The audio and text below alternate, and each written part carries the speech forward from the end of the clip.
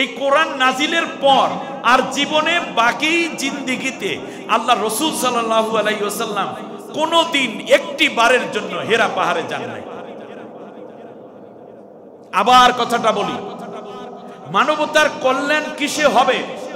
নিজের জ্ঞান দিয়া এতদিন পর্যন্ত পরিচালনা করেছেন হিলফুল ফুজুল। যেহেতু রাষ্ট্রীয় ব্যবস্থায় কোরআন না থাকার কারণে এবং সামাজিকভাবে রাসূল সাল্লাল্লাহু আলাইহি ওয়াসাল্লামের মৌলিক অধিকার প্রতিষ্ঠিত না থাকা, ক্ষমতা না থাকার কারণে আল্লাহ রাব্বুল আলামিন তাকে পরবর্তী যখন কোরআন দিলেন, কোরআন দেওয়ার পরে তখন তিনি লাইন লেন্থ পেয়ে গেলেন, গাইড পেয়ে গেলেন কিভাবে মানুষের কল্যাণ হবে, কিভাবে মানুষ জান্নাতে যাবে, কিভাবে মানুষের অর্থনৈতিক সমৃদ্ধি আসবে, পারিবারিক শান্তি আসবে, মাদক মুক্ত হবে, মানুষ কিভাবে আল্লাহর পরহেজগার বান্দা হবে। এই গাইডলাইন যখন 30 পারা কোরআনের নির্দেশনা আস্তে আস্তে শুরু হলো, এরপর থেকে নবী আর হেরা পাহাড়ে যান নাই। কিন্তু আমরা দুর্ভাগ্য এই যে আমরা এখনো পর্যন্ত হেরা পাহাড়ের গল্প করি, এখনো পর্যন্ত আমরা খানকার মধ্যে বসে আছি, মসজিদের মধ্যে বসে আছি, এখনো দোকানের মধ্যে বসে আছি, মাদ্রাসার মধ্যে বসে আছি, অথচ এখানে বসে শুধু তালিম নিলাম, কোরআন পড়লাম, কোরআন বুঝলাম। ময়দান, যেই ময়দান সাজানোর জন্য কোরআন আছে, সেই ময়দানে আমাদের কোনো ভূমিকা নেই। আমরা যার মাধ্যমে শুনি নবীর অনুসরণ করো, সেই জায়গাটায় নবীর অনুসরণ ভুলে অনেক সময় যে বলেছে নবীর অনুসরণ করো, তার অনুসরণের প্রতি এত বেশি মনোযোগী হয়ে পড়ি, শেষ পর্যন্ত নবীর অনুসরণ থেকে হুজুরের অনুসরণ শুরু হয়ে যায়। এবং কোনো কোনো ক্ষেত্রে আমরা মনে করি যে নবীর অনুসরণ ওনার মতো করলেই মনে হয় নবীর অনুসরণ হয়।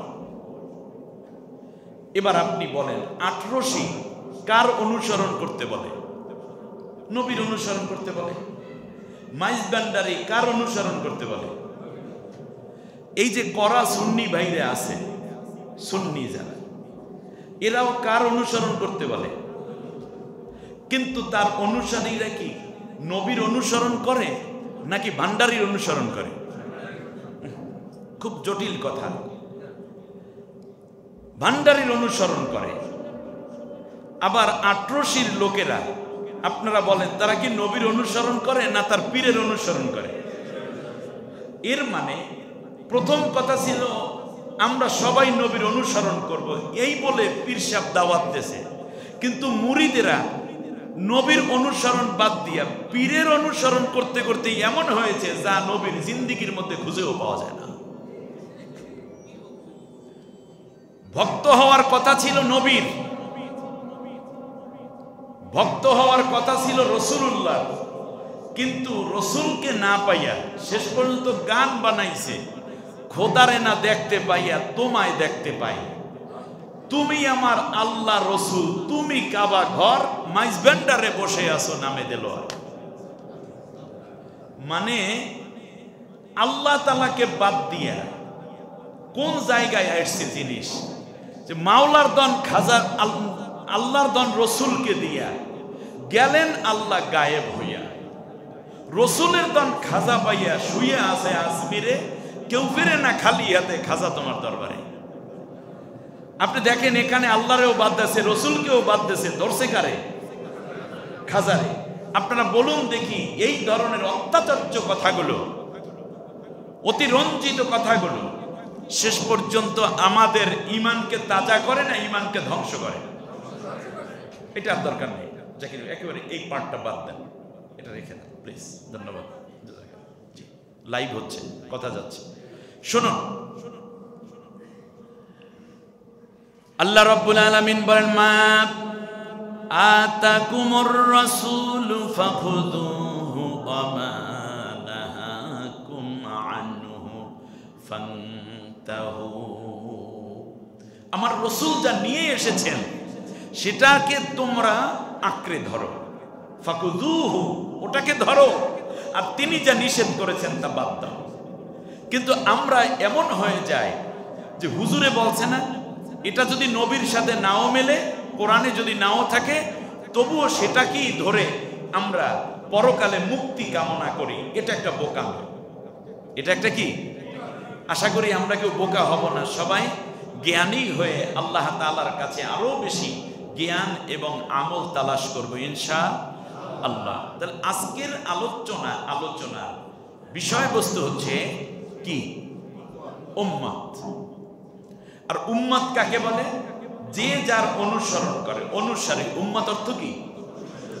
আল্লাহ রাব্বুল আলামিন বলেন, কুনতুম খায়রা উম্মাতিন উখরিজাত লিন-নাসি তা'মুরুনা বিল মা'রুফি ওয়া তানহাউনা আনিল মুনকারি ওয়া তু'মিনুনা বিল্লাহ। তোমরা হলো উত্তম উম্মত। সুবহানাল্লাহ বলেন। কুনতুম খায়রা উম্মাত, তোমরা হচ্ছ শ্রেষ্ঠ উম্মত, তোমরা হচ্ছ শ্রেষ্ঠ অনুসরণকারী। কি? তোমাদেরকে আমি আল্লাহ বের করেছি মানুষের জন্য, মানুষের কল্যাণের জন্য। তোমরা মানুষকে ভালো কাজের আদেশ করবে, খারাপ কাজ থেকে মানুষকে নিষেধ করবে। তাহলে উত্তম উম্মত কারা? আরেকটু জোরে বলেন। আমরা কার উম্মত? রসুলের উম্মত। রসুলের উম্মতকে আল্লাহ কি উম্মত বলছেন? শ্রেষ্ঠ উম্মত। এই উম্মতের কাজ কয়টা? দুইটা, মৌলিক কাজ দুইটা। এক নম্বর হচ্ছে ভালো কাজের আদেশ করবে, খারাপ কাজের।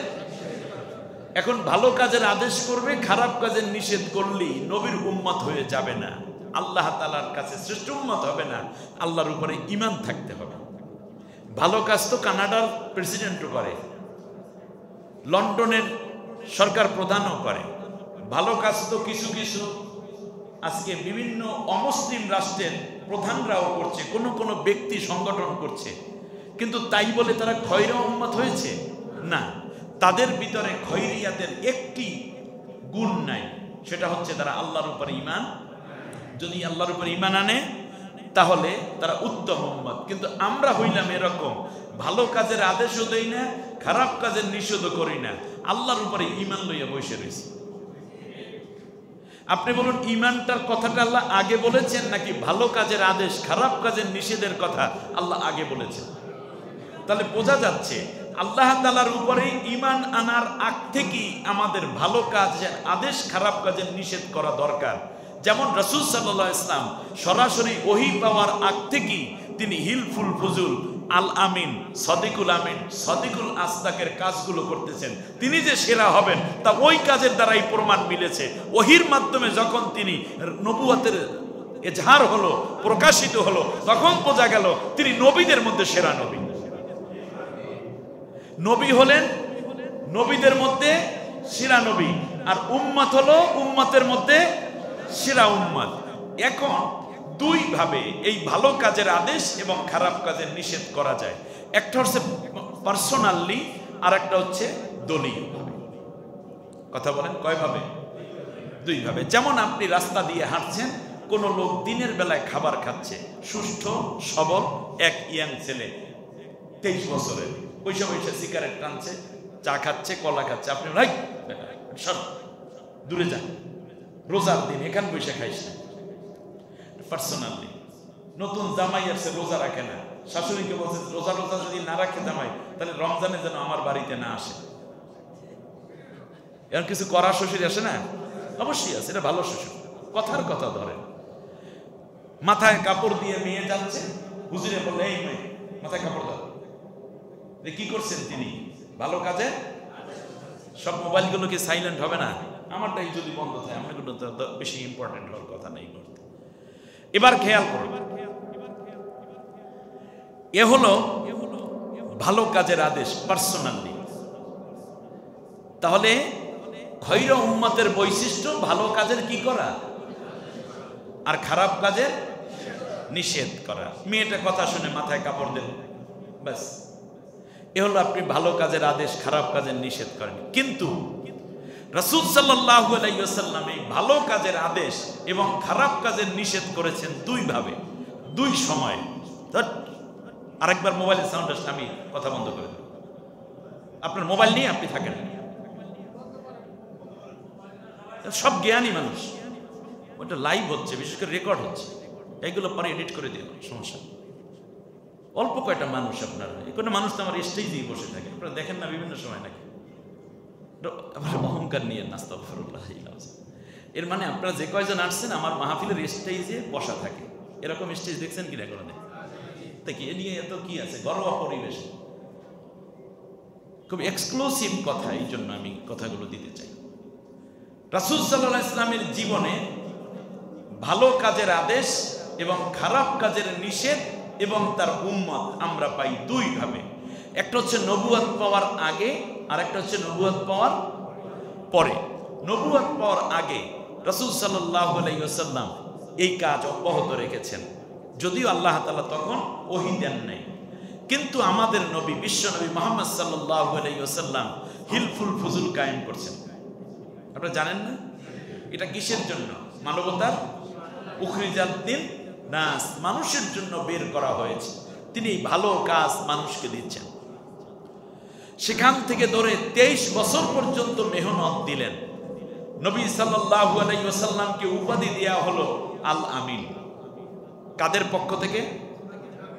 মানুষের পক্ষ থেকে। জোরে বলেন, কাদের পক্ষ থেকে? কাফের বলেন, মুশরিক বলেন, যা বলেন, কিন্তু সব মিলে মানুষ, মানুষের পক্ষ থেকে। মানুষের পক্ষ থেকে উপাধি কি দেওয়া হলো? আল আমিন। কোন কারণে? ভালো কাজের আদেশ এবং খারাপ কাজের নিষেধের বরকতে দেওয়া হলো সাদিকুল আমিন, সাদিকুল আসদাক। এরকম উপাধিগুলো দেয়া হয়েছে। এগুলো নবুয়ত পাওয়ার পরে না নবুয়ত পাওয়ার আগে? নবুয়ত পাওয়ার আগে। কারণটা কি ছিল? সৎ কাজের আদেশ, অসৎ কাজের নিষেধ, এই করার কারণে। কিন্তু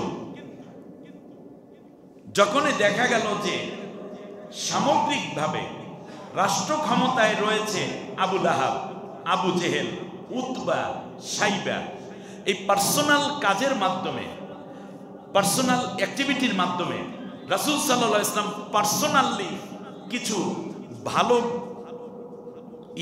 মানে ডেজিগনেশনের অধিকারী হয়েছেন।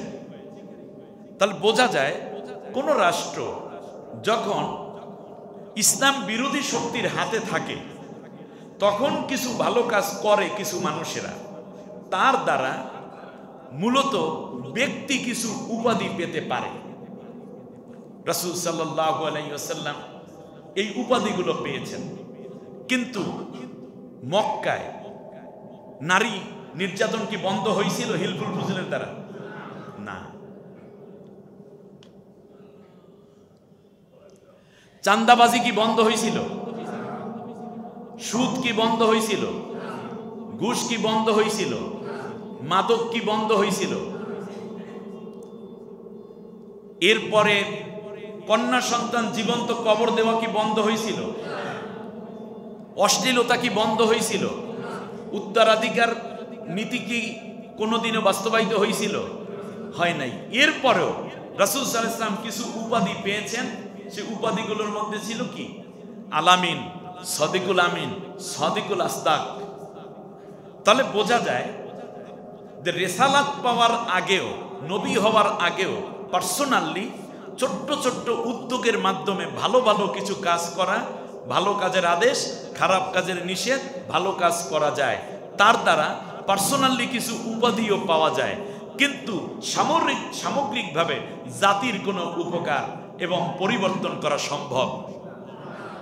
যেমন আপনারা আমাকে উপাধি দেন বিশিষ্ট মুফাসসিরে কোরআন, আপনারা বলেন, আমি তো বলি না।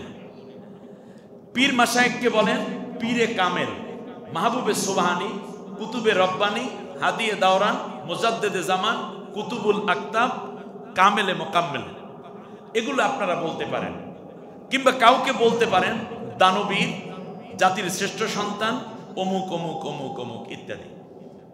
এর দ্বারা ব্যক্তিগতভাবে লাভবান হয়, কিন্তু সামগ্রিকভাবে সমাজ পরিবর্তন কোনোদিন সম্ভব হয় না। এজ এ রেজাল্ট হচ্ছে রাসূল সাল্লাল্লাহু আলাইহি ওয়াসাল্লাম যখন এই উপাধিগুলা পাইলেন, তা দিয়ে রসুলকে বসে রয়েছেন নাকি রাষ্ট্রীয় সংস্কারের দিকে নবী আগাচ্ছিলেন? কিন্তু আমরা কি করেছি? স্বাধীনতার 54টা বছর হয়ে গেছে, এখনো পর্যন্ত যারা এখনো বলতেছি হুজুর আপনি বুজুর্গ, বুজুর্গ আরো বুজুর্গ হয়ে গেল, আপনি পীর, পীর আরো পীরানি ভাব গ্রহণ করা শুরু করলো, বললো যে আপনি আল্লাহওয়ালা, সে আরো আল্লাহওয়ালা যায় নামাজ মুসাল্লা নিয়ে মসজিদে বেশি দৌড়দৌড়ি শুরু করলো। কারো উপাধি হয়ে গেল আলহাজ, সে আরো বেশি আলহাজি ভাব দেখানো শুরু করে দিল। বললো আপনি ইমাম সাহেব, আপনার মতো কণ্ঠকার আছে, তিনি ইমামতির দিকে আরো ঝুঁকলেন। কোন মসজিদে বেশি বেতন, কোন মসজিদে আরেকটু বেশি ফ্যাসিলিটিস পাওয়া যায়, সেই দিকে আমরা আগান শুরু করেছি। বললেন আপনি হঠাৎ করে দাঁড়িয়ে রাখছেন, আপনি তো আল্লাহওয়ালা হয়ে গেছেন। এর দ্বারা আরো বেশি পরহেজগারিতা দেখানো আমরা শুরু করলাম, কিন্তু এর দ্বারা সামগ্রিকভাবে পরিবর্তন আসে নাই। তার কারণ, যদি সামগ্রিকভাবে পরিবর্তন করতে হয় তাহলে আপনাকে ওহির জ্ঞান দিয়ে পরিবর্তন করতে হবে এবং রাসূল সাল্লাল্লাহু আলাইহি ওয়াসাল্লামের নীতি অবলম্বন, আলামিনের মতো উপাধি পাওয়া, সদিকুল আসদাকের মতো উপাধি পাওয়া, সদিকুল আমিন নামের উপাধি পাওয়া। সেই আইয়ামে জাহিলিয়াতে বিশ্বনবী সাল্লাল্লাহু আলাইহি ওয়াসাল্লাম আমর বিল মারুফ নাহি আনিল মুনকারের কাজের দ্বারা পার্সোনালি বেনিফিটের পরে তিনি এটাকে মনে হয় যেন ফিক মেরে দূরে ফেলে দিলেন। তার কারণ, যতদিন পর্যন্ত সামগ্রিক পরিবর্তন না হয় ততদিন পর্যন্ত একজন নবী বা একজন সচেতন মুমিন, একজন জ্ঞানী ব্যক্তি চুপ থাকতে পারে না তার ডেজিগনেশন নিয়ে, তার উপাধি নিয়ে। এই জন্য রাসূল সাল্লাল্লাহু আলাইহি ওয়াসাল্লাম আবার হেরা পাহাড়ে রওনা করলেন। আমরা কোনটায় আছি? আমরা এই দিকে আছি। এখন কোরআন নিয়ে রাসূল সাল্লাল্লাহু আলাইহি ওয়াসাল্লাম যখন ময়দানে আসলেন, সাথে সাথে তার উপাধি হয়ে গেল কি? পাগল। গতকালকে যারা বলেছে সদিকুল আমিন, তারা আজকে বলতেছে কি? মাজনুন। গতকালকে যারা বলেছে আলামিন, তারা বলতেছে আজকে তুমি শায়ের। তুমি হয়ে গেল জাদুকর, তুমি হয়ে গেল পাগল, তুমি হয়ে গেল আরবের সবচেয়ে নিকৃষ্ট মানুষ। যারা বলতে মোহাম্মদ, তারা বলছে মুজাম্মাম। মুজাম্মাম মানে সবচেয়ে নিকৃষ্ট। আপনি খেয়াল করুন, এই শ্রেষ্ঠ উপাধিগুলো যা পেয়েছে, এটা কি নবুয়তের পরের না নবুয়তের আগে? কাজ করে নাকি বিনা কাজেই পেয়েছেন? তা কাজও ছিল, উপাধিও ছিল। আমাদের সমাজে আমরা যারা কাজ করছি এবং উপাধি নিচ্ছি, এগুলো হচ্ছে নবুয়তের সিস্টেমের বাইরে থাকার কারণে উপাধিগুলো যারা দিচ্ছে।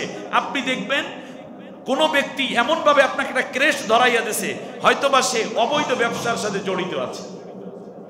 কোন এক ব্যক্তি এমন ভাবে আপনাকে উৎসাহিত করছে, আপনি দেখবেন সে হয়তোবা অন্যায়ভাবে টাকা আয় উপার্জন করে আপনাকে বড় হুজুর বানাই দিয়েছে, বড় বুজুর্গ বানাই দিয়েছে, আপনাকে ফ্রি গাড়ি দিয়েছে, আপনাকে বড় ফ্ল্যাট দিয়েছে, আপনাকে বলছে এই বছর শ্রেষ্ঠ ইমাম হিসাবে অমুক উপাধি পাইছে। যে পুরস্কারটা হাতে তুলে দিচ্ছে, সে ওই দিনের ফজর নামাজ না পড়েই আপনার হাতে ক্রেস্ট উঠে দিয়েছে।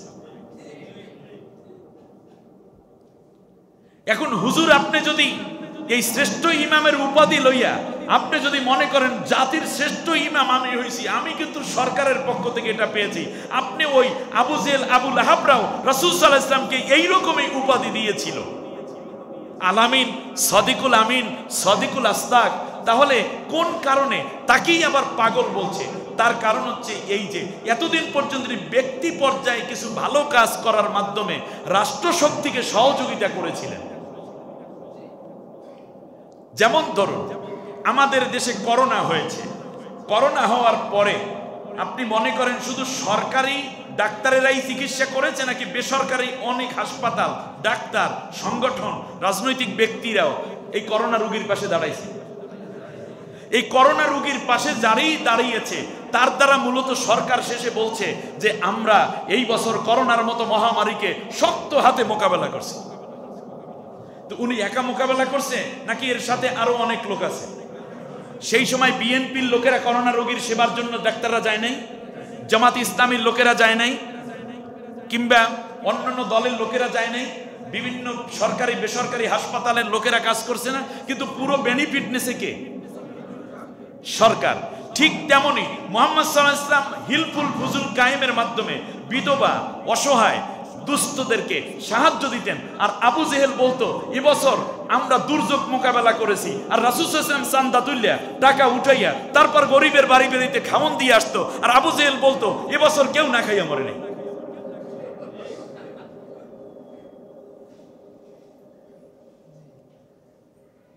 এটা হচ্ছে টোটাল অ্যাচিভমেন্ট দিচ্ছে। অতএব মোহাম্মদ যেহেতু এবছর 1000 মানুষের খাওয়ান দিছে, এটা কি করা যায়? মোহাম্মদ তুমি এখন থেকে সাদিকুল আমিন। এই উপাধিগুলো দেবে কে? রাষ্ট্র। আল্লাহর নবীকে এই উপাধিগুলো দিয়েছে এই জন্য, কিন্তু কোনো পদ পদবিতে নবী নাই। সুবহানাল্লাহ বলবেন না? পদ পদবিতে নবী নাই, নবী আছে কিসে? উপাধিতে। আল্লাহর নবী দেখলেন সামগ্রিকভাবে উন্নতি সম্ভব না। আল্লাহর নবী দান অনুদান মানুষের কাছ থেকে নিয়ে আসেন, আর আবু জেহেল বলে ওইটা থেকেও আমারে ভাগ দাও, আমার তো দল চালাইতে হবে। বিশ্বনবী সাল্লাল্লাহু আলাইহি ওয়াসাল্লাম আশ্চর্যান্বিত হলেন, মানুষের কষ্ট দূর হলো না। বিশ্বনবী সাল্লাল্লাহু আলাইহি ওয়াসাল্লাম হেরা পাহাড়ের মধ্যে বসে আছেন, 40টা বছর এই পর্যন্ত তার অতিবাহিত হলো।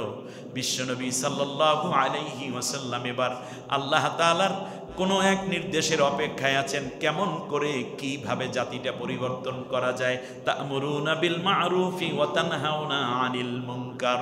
সুবহানাল্লাহ। উম্মত এবার কল্পনার রাজ্য শুরু হয়ে গেল।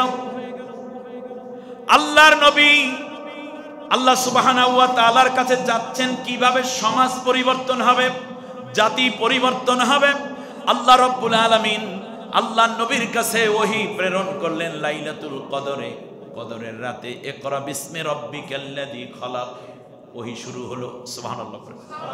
ওহী কি শুরু হলো? মজার ব্যাপার কি, নবীরা এসেছেন পাহাড়ের মধ্যে লুকাইয়া থাকার জন্য, নাকি সমাজের মধ্যে সংস্কার করার মাধ্যমে মানবতার কল্যাণ এবং মানুষকে আল্লাহর গোলামিত্ব শেখানোর জন্য? আল্লাহর গোলামিত্ব এবং মানুষের কল্যাণের জন্য। এটা কি পাহাড়ের মধ্যে বসে সম্ভব? এই জন্য মানুষের কল্যাণ কিভাবে করা যায়, এইটার জন্য তিনি পাহাড়ে গেছেন। একটানা 3 বছর মাঝে মধ্যেই যেতেন, একেবারে শিডিউল অনুযায়ী দীর্ঘটা সময় তিনি সেখানে থাকতেন। যখনই মানবতার কল্যাণের জন্য আল্লাহ তাআলা কোরআন নাজিল করে দিয়েছেন, এই কোরআন নাজিলের পর আর জীবনে বাকি জিন্দেগিতে আল্লাহ রাসূল সাল্লাল্লাহু আলাইহি ওয়াসাল্লাম কোনোদিন একটি বারের জন্য হেরা পাহাড়ে যান নাই। আবার কথাটা বলি, মানবতার কল্যাণ কিসে হবে? নিজের জ্ঞান দিয়া এতদিন পর্যন্ত পরিচালনা করেছেন হিলফুল ফুজুল। যেহেতু রাষ্ট্রীয় ব্যবস্থায় কোরআন না থাকার কারণে এবং সামাজিকভাবে রাসূল সাল্লাল্লাহু আলাইহি ওয়াসাল্লামের মৌলিক অধিকার প্রতিষ্ঠিত না থাকা, ক্ষমতা না থাকার কারণে আল্লাহ রাব্বুল আলামিন তাকে পরবর্তী যখন কোরআন দিলেন, কোরআন দেওয়ার পরে তখন তিনি লাইন লেন্থ পেয়ে গেলেন, গাইড পেয়ে গেলেন, কিভাবে মানুষের কল্যাণ হবে, কিভাবে মানুষ জান্নাতে যাবে, কিভাবে মানুষের অর্থনৈতিক সমৃদ্ধি আসবে, পারিবারিক শান্তি আসবে, মাদক মুক্ত হবে, মানুষ কিভাবে আল্লাহর পরহেজগার বান্দা হবে। এই গাইডলাইন যখন 30 পারা কোরআনের নির্দেশনা আস্তে আস্তে শুরু হলো, এরপর থেকে নবী আর হেরা পাহাড়ে যান নাই। কিন্তু আমরা দুর্ভাগ্য এই যে আমরা এখনো পর্যন্ত হেরা পাহাড়ের গল্প করি, এখনো পর্যন্ত আমরা খানকার মধ্যে বসে আছি, মসজিদের মধ্যে বসে আছি, এখনো দোকানের মধ্যে বসে আছি, মাদ্রাসার মধ্যে বসে আছি, অথচ এখানে বসে শুধু তালিম নিলাম, কোরআন পড়লাম, কোরআন বুঝলাম। ময়দান, যেই ময়দান সাজানোর জন্য কোরআন আছে, সেই ময়দানে আমাদের কোনো ভূমিকা নেই।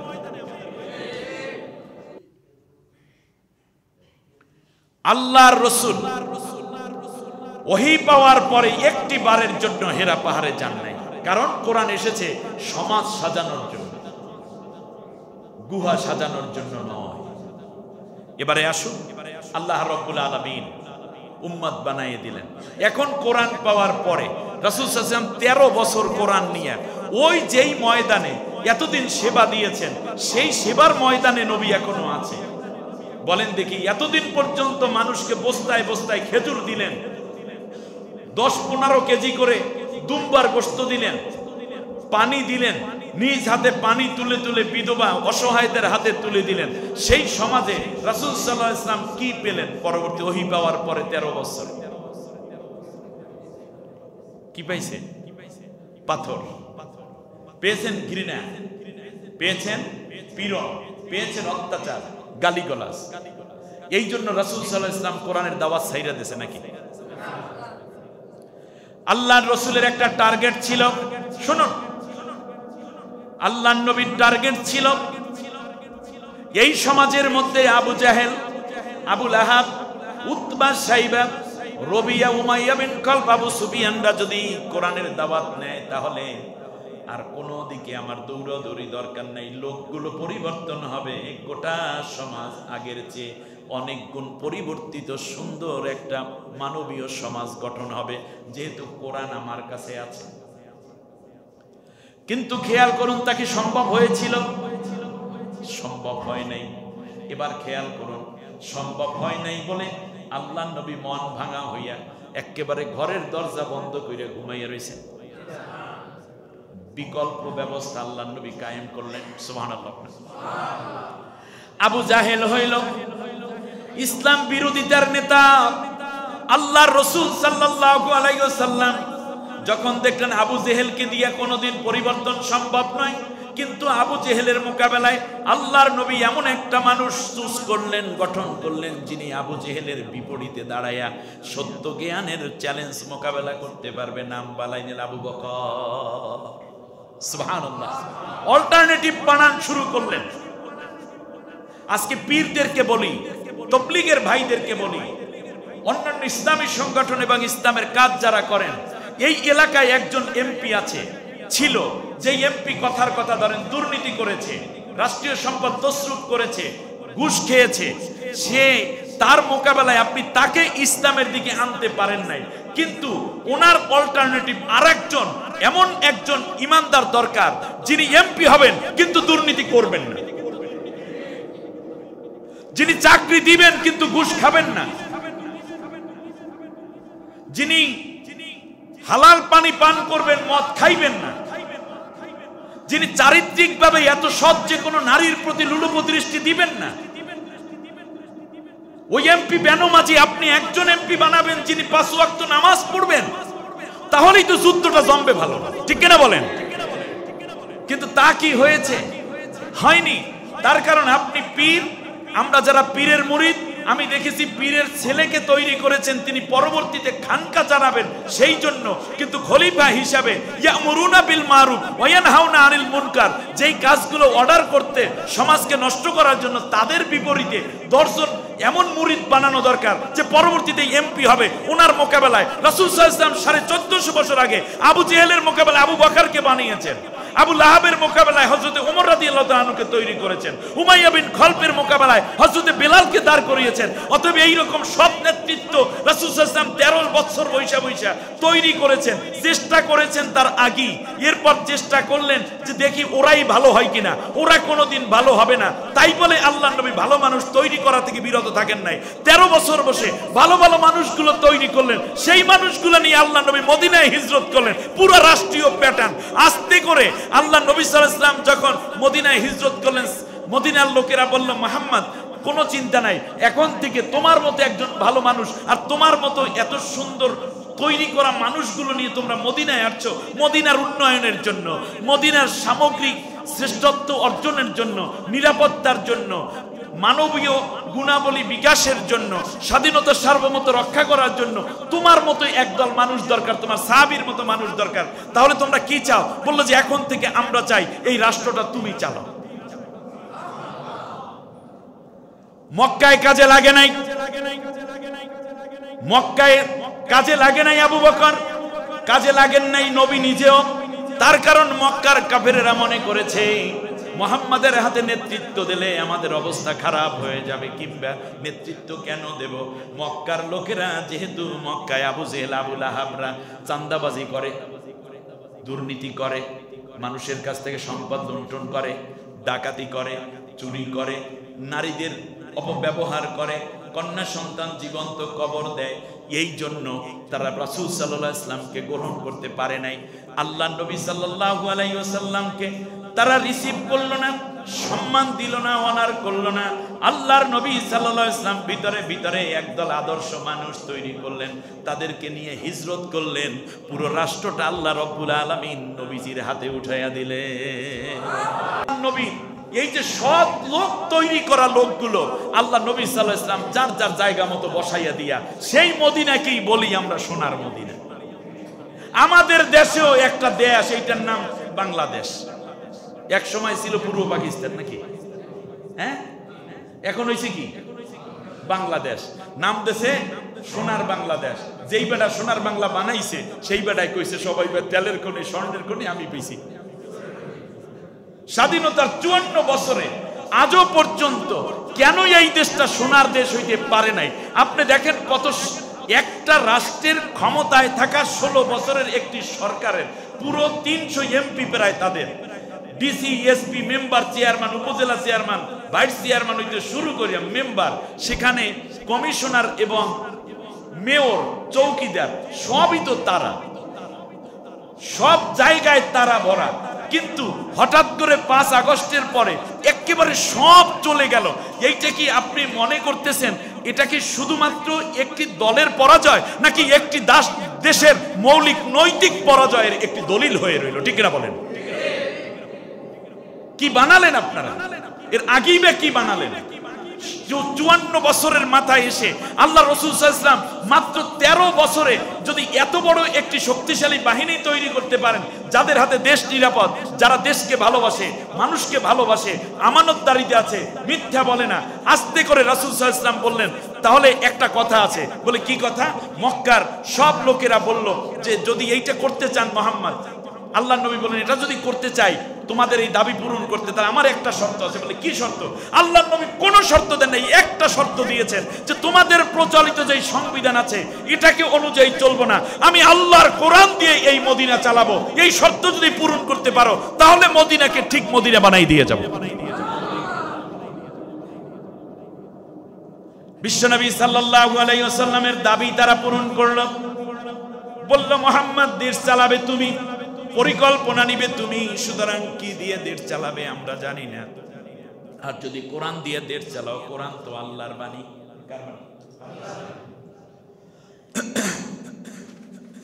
কোরআন আল্লাহ রাব্বুল আলামিনের বাণী, আর আল্লাহ তো আমাদের সকলের আল্লাহ। ওই সূর্যটা আল্লাহর হুকুম মানে, সবাইকে আলো দেয়, নামাজি বেনামাজি, হিন্দু বৌদ্ধ খ্রিস্টান মুসলিম সবাইকে সমান আলো দেয়। অতএব আল্লাহর আইন সকলের জন্য সমান। গাভীর বাটে দুধ আল্লাহ দেন, এটা আল্লাহর বিধান। হিন্দুর গাভীর বাটেও দুধ হয়, মুসলমানদের গাভীর বাটে, নামাজির গাভীর বাটে, বেনামাজির গাভীর বাটেও দুধ হয়। সুতরাং আল্লাহর আইন যেখানে সবাই সমান অধিকার পাবে সেখানে। সুতরাং মুহাম্মদ তুমি আল্লাহর আইন দিয়ে দেশ চালাও, কোনো অসুবিধা নাই। রাসূল সাল্লাল্লাহু আলাইহি ওয়াসাল্লাম কোরআন দিয়ে দেশ চালান। ওই যে মক্কায় থাকা নিপীড়িত, নির্যাতিত, অত্যাচারিত, নিগৃহীত সেই আবু বকর, ওমর, উসমান, বেলাল, খাব্বাব, খুবাইব, বারাত সহ সবাইকে সুন্দর করে মদিনায় রাষ্ট্রীয় দায়িত্বটা দিয়ে দিলেন। কয়দিন পরে ইয়াসরিব নাম হয়ে গেল মদিনা, পরবর্তীতে ওই মদিনার নাম হয়ে গেল সোনার মদিনা। আর বাংলাদেশকে আপনি যদি সোনার বাংলা বানাতে চান, এখনো যদি আগের জায়গায় আগের লোকই বসাইয়া রাখেন, সত্য, ন্যায়পরায়ণ, কোরআনে ওয়ালা, কোরআনকে সংবিধান বানাতে চাই, এই মানুষগুলোকে যদি ওই জায়গায় আপনি বসাইয়া না দেন, কিংবা বসার জন্য চিন্তা না থাকে এবং বসানোর প্ল্যান যদি আপনাদের না থাকে, যেই লাউ সেই কদু, কোনো পরিবর্তন হবে না। মক্কায় 1450 বছর আগে মদিনার মানুষেরা বলতো সৎ মানুষ ছাড়া সোনার দেশ গড়া যায় না। আর আপনি আজকেও যদি না বুঝেন উম্মত হয়ে, তাহলে বুঝের ক্ষেত্রে আমাদের ঘাটতি। যারা সৎ এবং সততার যোগ্যতা প্রমাণ দিয়েছে তাদের কোনো ক্ষতি হবে না। ক্ষতি হবে কাদের? আমাদের। একটা পরিবর্তন দরকার, একটা পরিবর্তন দরকার। সেই পরিবর্তন দরকার কোন আলোকে? এবার রাসূল সাল্লাল্লাহু আলাইহি ওয়াসাল্লাম মদিনায় রাষ্ট্র গঠন করলেন, কিন্তু তার আগে তাকে অনেক নির্যাতন সহ্য করতে হয়েছে। মদিনার মানুষদেরকে রাসূল কত ভালোবাসতেন। আজ খুব মনে পড়ে একটা কথা। হুনাইনের যুদ্ধ হলো 8ম হিজরিতে। হুনাইনের যুদ্ধে মুসলমানরা ছিল 10 থেকে কোন কোন রিওয়ায়াতে 12,000 সৈন্য। বাস যুদ্ধের আগে বনি সকিব গোত্র এবং বনু কুরাইজা সহ কয়েকটা গোত্র তারা যুদ্ধের টেকনিক হিসাবে একটা কাজ করলো, যে তাদের ছেলে মেয়ে, নাতি পুতি, বাচ্চা শিশু, উট দুম্বা, সোনা দানা যা আছে সব নিয়ে হুনাইনের যুদ্ধে হাজির। এর উদ্দেশ্য হলো আমরা ডু অর ডাই, আমরা এই যুদ্ধে পরাজিত হব, মুসলমানদের কাছে এটা হবে না। আমার ছেলে মেয়ে, বউ, মাইয়া, পোলা, পুতের বউ সব নিয়ে আসছে। খেয়াল করছেন কিনা? এর মানে সৈনিকদের মন চাঙ্গা করা, যে আমরা যা আছে সব নিয়ে আসছি। এখন এই যুদ্ধে এত বেশি সম্পদ উপস্থিত, সাহাবীগণ এসে নবীর কাছে বলল গোয়েন্দা ডিপার্টমেন্ট থেকে যে রাসূল ওরা তো সব নিয়ে আসছে। আল্লাহ নবী সাল্লাল্লাহু আলাইহি ওয়াসাল্লাম বলছেন এই সবগুলো আগামী কালকে আমাদের হয়ে যাবে। সুবহানাল্লাহ, কালকে বললেন এগুলো আগামী কালকে কাদের হবে? আমাদের হয়ে যাবে। রাসূল সাল্লাল্লাহু আলাইহি ওয়াসাল্লাম 10,000 থেকে 12,000 সৈন্য, ওদের 30,000, যুদ্ধ শুরু হয়ে গেল। রাসূল সাল্লাল্লাহু আলাইহি ওয়াসাল্লাম এক পর্যায়ে দেখলেন, কারণ হচ্ছে এই যুদ্ধে বেশি সৈন্য, এর আগে এত সংখ্যক সৈন্য নিয়ে কখনো মুসলমানরা যুদ্ধে যায় নাই। আচ্ছা, সৈনিক কি আলাদা ছিল নাকি প্রত্যেক সাহাবী সৈনিক ছিলেন? না, বোঝেন নাই, গলা চিপার মানুষ তো, একটু আওয়াজ দিয়ে বলেন, বলেন দেখি, আল্লাহর নবীর রিজার্ভ সৈন্য আলাদা ছিল নাকি প্রত্যেক সাহাবী সৈনিক ছিলেন? কিন্তু আপনি কি, আমি কি? আমরা তো সৈনিক হই নাই, আমরা হইছি বাবুরাম সাপুরে, কোথায় যাস দুপুরে, আয় বাবা দেখে যা, দুটো সাপ রেখে যা, যেই সাপের কান নাই চোখ নাই, ছোট না তো হাঁটে না, কাউকে যে কাটে না, করে না তো ফোসফাস, মারে না কো ডুস ডাস, খায় শুধু দুধ ভাত, নাই কোনো উৎপাত। সেই সাপ জানতো গোটা দুই আনতো, তেরে মেরে দানটা করে এক, ফোসও করে না, ফাঁসও করে না, দুধ ভাত খায়। আহা, আল্লাহ নবী সাল্লাল্লাহু আলাইহি ওয়াসাল্লামের সাহাবী জাবের 63 বছর বয়সে একটা পা নাই, অথচ তিনি বলছেন ইয়া রাসূল, আপনি বলছেন বদর যুদ্ধে যারা অংশ নিবে তারা জান্নাতি, আমার ছেলেরা বলতেছে আমার যুদ্ধে যাওয়া লাগবে না, তাই পাও যাদের নাই তারা কি জান্নাতে যাবে না? আব্দুল্লাহ ইবনে উম্মে মাকতুম আজনম অন্ধ, তিনি রাসূল সাল্লাল্লাহু আলাইহি ওয়াসাল্লামকে বলছে ইয়া রাসূলুল্লাহ, জিহাদ করার চেয়ে ময়দানে কেতালে হাজির হওয়ার চেয়ে বড় সওয়াবের কাজ তো আমাদের জানা নাই, অতএব অন্ধ মানুষ কি জান্নাতে যাবে না? নবী বললেন না, তোমার উপরে আল্লাহ তাআলা এটা রুখসত দিয়েছেন, তবে তুমি একটা কাজ করো, আমার পরিবার যে বর্গ যারা আছে, আমার যে স্ত্রীরা আছে, সন্তান আছে, তাদেরকে তুমি টেক কেয়ার করবা এবং মসজিদে নববীতে আযান দেবা, এটাই তোমার জিহাদের সওয়াব। সাহাবীরা জান্নাত তালাশ করতো যুদ্ধের ময়দানে, আর আমরা আমরা জান্নাত তালাশ করি তসবির দানার ভিতরে। আবু বকর যেই জান্নাতে গেছেন, আপনি তো সেই জান্নাতেই যাবেন। আবু বকর রাদিয়াল্লাহু তাআলা যদি জীবনে যুদ্ধ করতে গিয়ে মানুষের কাফেরের মাইর খাইয়া 21 বার বেহুশ হয়ে পড়া লাগে, 9টা কোপ যদি তার দেহের মধ্যে থাকে, তাহলে আপনার দেহ এখনো তরতাজা, প্রত্যেকদিন তেল মাইকা সকালবেলা যদি পৌষ মাসে এখনো রোদ লাগাইয়া ভিটামিন ডি নেন, আর চেহারাটা কি হুজুরের নূর জমকাইতে আসে, আর সাহাবীগণ পাথর টানতে টানতে যুদ্ধের ময়দানে খাইয়ে না খাই দৌড়াইতে দৌড়াইতে রক্ত ঝরতে ঝরতে সাহাবী শেষ হয়ে যাচ্ছে, আরে ফরজ গোসল করার সময় নাই হযরত হানজালা রাদিয়াল্লাহু তাআলা আনহু, আর আপনি মনে করছেন এই জান্নাত। আপনার ধারণা ভুল, কারণ জান্নাত হচ্ছে জান্নাতুত তাহাফাত তাহাতাস সুয়ুফ, তলোয়ারের ছায়ার নিচে জান্নাত। মাথা পাল্টাই গেছে আপনার, আপনি জান্নাতের লাইনে নাই তো, নবীর লাইনেও নাই, আপনি আছেন ওই যে ওই নবীর কথা কইছে এই লাইন দেখাইছে ওই লাইনে আছেন, নবীর মূল লাইনে আপনি নাই।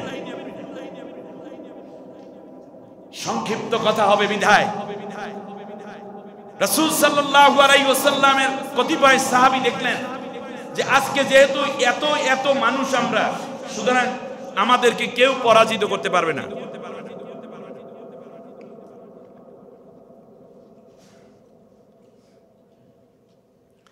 আমাদেরকে কেউ পরাজিত করতে পারবে না। তার কারণ যখন সংখ্যাধিক্য দেখে তখন অনেকের মাথা ঠিক থাকে না, ঠিক না? সংখ্যা বেশি দেখলে বিজয় নিশ্চিত মনে করে। আবারও বলি, চারদিকে এখন খালি বেড়া খারাইতে দেরি, হইতে দেরি নেই। বরিশাল স্টাইলে বললাম না, যেহেতু গলা চিপা কথা বলছি, কইতে খালি বেড়া খারাইতে দেরি, হইতে দেরি নেই, মানে নির্বাচনে দাঁড়াইতে দেরি, বিজয় হইতে দেরি নেই। তো এই যে একটা ধারণা, এটা অনেক ইসলামপন্থী নেতৃবৃন্দের ভিতরেও আছে, খালি সুযোগ চাইলে চিন্তা করার দরকার নেই, দোয়াও চায় না। এখন ভাই এত বছর যারা মাইর খাইছে, ঘর বাড়িতে থাকতে পারে নাই, ইসলামী দল না অন্য দল, তারা তো মনে করে হওয়ার আগেই হয়ে গেছে, হওয়ার আগে হয়ে গেছে, বিপুল ভোটে হয়ে গেছে, চারদিকে খালি গুড় গুড় করে। এত ভালো ভালো না, এত ভালো ভালো না। যখন আপনি আত্মতৃপ্তিতে ভোগবেন, পরাজয় তত বেশি কাছে আসবে। আর যত বেশি অ্যাক্টিভ থাকবেন, যত বেশি আল্লাহর কাছে সেজদায় লুটাইবেন, আল্লাহ তত বারাকা দিতে থাকবেন। আমরা সাহায্য চাইবো কার কাছে? আরো জোরে বলেন। যুদ্ধের এক পর্যায়ে দেখা গেল পরাজয় নিশ্চিত হয়ে যাচ্ছে। রাসূল সাল্লাল্লাহু আলাইহি ওয়াসাল্লাম সাহাবীদেরকে দেখলেন ছুটতেছে তারা অন্যদিকে। আল্লাহ তাআলা বলেন, এক মুষ্টি বালি নিয়ে তুমি এটা ছড়িয়ে দাও জিবরিলের নেতৃত্বে। আল্লাহ নবী ঠিক তাই করলেন। আল্লাহ বলেন, ওমা রমাইতা ইদ রমাইতা ওয়ালাকিন্নাল্লাহ রমা। যুদ্ধে মুসলমানদের বিজয় আসলো। সুবহানাল্লাহ। একসাথে 1 লাখের উপরে দুম্বা, 50,000 উট, প্রায় 100 মণ স্বর্ণ এবং রৌপ্য। সুবহানাল্লাহ। কালকে 100 মণ, 1 মণ না, বিশাল স্তূপ নিয়ে সাহাবীগণ যাচ্ছেন। ওরা তো চোখে বালু যাওয়ার কারণে যুদ্ধ করে না, দেখতে পারে না। সাহাবীদের আনসার এবং মুহাজির 2 গ্রুপ যুদ্ধ করেছে। আনসাররা বলতেছে, আমরা যদি তোমাদের সাহায্য না করতাম তাহলে তো বিজয় হতো, তোমরা এত মর্যাদা পাইতেন। মুহাজিররা বলছে যে আমরা যদি মক্কা থেকে হিজরত করে না আসতাম তাহলে বদর কি উহুদ কি তোমরা কিছুই বুঝতা না, ঈমানই বুঝতা না। অতএব সব সম্পদ নেব আমরা। আমাদের মধ্যে মাঝে মাঝে এরকম 2 গ্রুপ হয় না? এক দলে আর এক দলের ঠকানোর জন্য বলে যে এইটা না হইলে কি এই হইতো, এইটা আমরা না করলে তুমি কিছুই করতে পারতাম। কিন্তু একটা পর্যায়ে এসে আর কোনো ঐতিহ্য না বলে বরং সমানভাবে সামনে কাজ করে যাওয়াই ঈমানের দাবি। এতে করে 2টা গ্রুপ হয়ে যাচ্ছে। নবীজির কানে কথা চলে গেল। রাসূল সাল্লাল্লাহু আলাইহি ওয়াসাল্লাম বললেন, থামো। পাহাড়ের একটু উপরে উঠে নবী বললেন, আনসারেরা ডান দিকে যাও, মুহাজিররা বাম দিকে যাও। মক্কা থেকে যারা আসছে তারা কি মুহাজির। ফাইন, এই শব্দগুলো আমাদের জানা থাকা দরকার। বিশ্বনবী সাল্লাল্লাহু আলাইহি ওয়াসাল্লাম এক পর্যায়ে বক্তব্য দিলেন, শোনো আনসারেরা, সুবহানাল্লাহ, আনসারেরা শোনো, আজকের গোটা গনিমতের সম্পদকে আমি 2 ভাগে ভাগ করব, সমান ভাগ করে দেব। কিন্তু 1 ভাগে হবে আজকের গনিমতের সমস্ত সম্পত্তি, উট, দুম্বা, বকরি, ভেড়া, সোনা, রূপা। আর 1 ভাগে হবে মুহাম্মাদুর রাসূলুল্লাহ, আমি নবীজি। ও আনসারেরা শোনো, আমি নবী, আজকে যত সম্পদ এসছে, যত গনিমতের মালামাল আসছে, সব সম্পদ পাবে মুহাজিরেরা, মক্কাবাসী। আর তোমাদের ভাগে একটা বিন্দু পরিমাণ 1 রতি স্বর্ণ পাবা না, একটা উট দুম্বা কিচ্ছু পাবা না। আর তোমাদের ভাগে পড়েছি আমি মুহাম্মাদুর রাসূলুল্লাহ। তোমরা কি খুশি? আনসাররা চিৎকার করে আনন্দে লাফাচ্ছে আর বলছে, কত না সৌভাগ্য আমাদের, আমাদের ভাগে মুহাম্মাদুর রাসূলুল্লাহ পড়েছে। সুবহানাল্লাহ। তার ধারাবাহিকতায় আমরা যদি একেবারে ওয়াফাতের কিনারে চলে যাই, বিশ্বনবী মুহাম্মাদুর রাসূলুল্লাহ সাল্লাল্লাহু আলাইহি ওয়াসাল্লাম যখন ওয়াফাত হয়ে যাবেন, সেই মুহূর্তে আসহাবে আজমাইন, আনসার মুহাজিররা চারপাশে বসেছে। আল্লাহ নবীর কলিজার টুকরা সাহাবা আবু বকর রাদিয়াল্লাহু তাআলা আনহু বলল, ইয়া রাসূলুল্লাহ, ইয়া রাসূলুল্লাহ, পৃথিবীতে বহু নবী আগে এসেছে, আপনিও এসেছেন, আপনিও চলে যাবেন তাদের মতো। একটা বিষয় একটু মীমাংসা করে যান। নবী বললেন, কোন বিষয়? আপনি যখন ওয়াফাত হয়ে যাবেন, আপনি যখন ইন্তেকাল হয়ে যাবেন, আপনার এই সুন্দর দেহটা, দেহ মোবারক আমরা কোথায় রাখবো? মক্কায় নিয়ে যাব নাকি মদিনায় রাখবো, নাকি আমি জান্নাতুল বাকির মধ্যে আমরা দাফন করব? রাসূল সাল্লাল্লাহু আলাইহি ওয়াসাল্লাম যখন এই কথা শুনলেন, চোখের পানি ছেড়ে দিয়ে সাহাবীদের দিকে ফেলাইয়া তাকাচ্ছেন। একদিকে মৃত্যুর কাছাকাছি সময়। আল্লাহর রাসূল বললেন, আবু বকর শোনো, মক্কার মানুষগুলো তো আমাকে গ্রহণ করে নাই, মক্কার মানুষেরা আমাকে তাড়িয়ে দিয়েছে, মদিনার মানুষেরা তাদের কলিজা ছিঁড়ে আমার পায়ের নিচে দিয়ে বলেছে, রাসূল এখানে দাঁড়ান, আপনার যেন কোনো কষ্ট না হয়। ওরা জীবন দিয়েছে, ওরা সম্পদ দিয়েছে, ওরা ওদের অংশ থেকে ভাগ বাটোয়ারা করে তোমাদেরকে দিয়েছে, ওরা ওদের দরজাগুলো আমার জন্য খুলে দিয়েছে। এজন্য আমি নবী আজকে তোমাদের সবার কাছে বলে যাই, আমি মরার পরে আমার লাশ কোনো দিকে টানা হেঁচড়া করবে না, এই মদিনার মাটিতে আমাকে দাফন করে দিও, অনন্তকাল আমি মদিনাবাসীর মধ্যে থাকতে চাই। সুবহানাল্লাহ, আমি মদিনার মধ্যেই থাকতে চাই, কারণ মদিনার মানুষগুলো আমাকে আশ্রয় দিয়েছে। প্রিয় ভাইয়েরা, একদল মানুষ নিয়ে রাসূল সাল্লাল্লাহু আলাইহি ওয়াসাল্লাম মদিনায় হিজরত করার পরে মদিনাকে একটা রাষ্ট্রে পরিণত করলেন। সুবহানাল্লাহ পড়েন। এখন আমাদের সমাজে একটা কথা আছে, আমি শুধু সেইটুকু বলি, বললে আপনারা মন খারাপ করেন, খুব ফ্রাঙ্কলি কথাগুলো শোনেন। আমি জ্ঞানীদের সামনে, আমি চেহারা দেখে বুঝছি আজকে অনেক জ্ঞানী শ্রোতা আছেন, সেই জন্য বলি। একটু হলেই বলে কি ইসলামে রাজনীতি আছে, একটু তাই ওই আলোচনার নামে রাজনীতি করে গেছে। আচ্ছা, রাসূল সাল্লাল্লাহু আলাইহি ওয়াসাল্লামের বিষয়ে একটু আমি আসি, ছোট্ট করে বলি, এটা বাদ দেন না। এর আগে জওহরলাল নেহেরুর নাম শুনছেন আপনারা? উনি কি বিদ ছিলেন? রাজনীতিবিদ ছিলেন না? নরেন্দ্র মোদী কি? রাজনীতিবিদ। আচ্ছা, আমেরিকার প্রেসিডেন্ট ডোনাল্ড ট্রাম্প কি? না, আপনারা বোঝেন না ওয়াজ। আমি এই ওয়াজ বুঝানোর আগে আওয়াজটা দিতে চাই, একটু জোরে বলেন। ডোনাল্ড ট্রাম্প কি? রাজনীতিবিদ। এইবার আমার দেশে ঢুকি, শেখ মুজিবুর রহমান কি? শহীদ প্রেসিডেন্ট জিয়াউর রহমান কি? মইরা কাছে এরশাদ কাগু, উনি কি? আচ্ছা, জীবিতদের মধ্যে ধরি বেগম খালেদা জিয়া কি? পালাই গেছে শেখ হাসিনা কি? রাজনীতিবিদ। আচ্ছা আচ্ছা, ওনারা রাজনীতিবিদ হইল কেন বলেন দেখি? কি কয় একজনে জবাব দেন।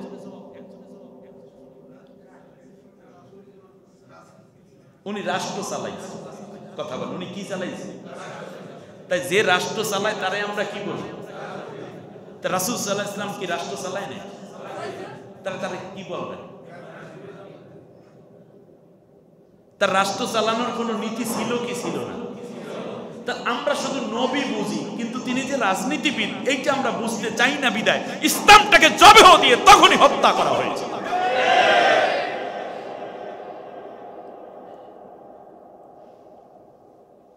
রাসূল সাল্লাল্লাহু আলাইহি ওয়াসাল্লামকে রাজনীতিবিদ না মানার কারণে আপনার ঈমান কবুল হয় নাই। লিখে রাখেন, খুব সত্য কথা। যে ব্যক্তি বলবে মুহাম্মদ সাল্লাল্লাহু আলাইহি ওয়াসাল্লাম রাজনীতিবিদ নয়, রাজনৈতিক জ্ঞান এবং রাজনীতি থেকে তিনি মুক্ত, ওই ব্যক্তি মুমিন নয়, সে ফেরাউনের উত্তরসূরি। এইবার বোঝেন, দলিল নেন। আপনি মনে করছেন কি আগে ডাক্তার পরীক্ষা করে, রক্তের মধ্যে যখন ক্যান্সার পায় তারপর কেমো দেয়। কি দেয়? কেমো। এই যে সুস্থ মানুষের এক ফোঁটা কেমো ভিতরে দিলে বাঁচবে? ডাক্তারি পড়ালেখা যারা বোঝেন, এক ফোঁটা কেমো যদি বাঁচবে, তাহলে ওর এক বোতল পুরো ঢুকাই দেয়। তার কারণ ভিতরে কি আছে? পয়জন আছে। এই পয়জনটা কি পরীক্ষা কইরা তারপরে দেছে নাকি আগেই দিয়ে দেছে? এতক্ষণ এত বড় শক্ত কথা বললাম, এর মনে করছেন পুরো ডায়াগনোসাইজ নাই নাকি? ফেরাউন লোহিত সাগরে মইরা যাইতেছে, 2 লক্ষ সৈন্য, ওগুলো সব শেষ। ঘটনা তো আপনারা জানেন। ফেরাউন এক পর্যায়ে ডাক দিয়া বলতেছে,